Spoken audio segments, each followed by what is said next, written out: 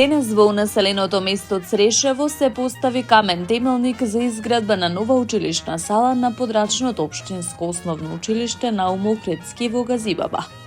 Училишната сала, која започнува да се гради, ќе може да се користи за различни категории на спорт. И тоа кошарка, одбојка, ракомет и други активности од физичкото и здравственото образование. Дополнително ќе се изградат и помошни простории, како со облекувални со тоалети, опремени со тушеви, канцеларија за наставниот кадар и простор за складирање и чување на спортските реквизити, информираше градоначалникот на Газибаба Бобан Стевковски. Вкупната вредност на проектот изнесува 34.099.421 денар. По 61 година учениците од Црешево, Виниче и Смилковци, кои своето основно образование го поминуваат во ова училиште, добиваат училишна сала која ќе се гради согласно сите европски стандарди.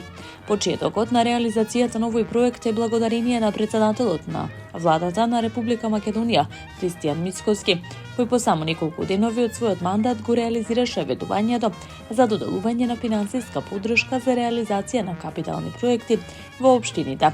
Образованието останува високо на нашите приоритети, нагласи Стевковски.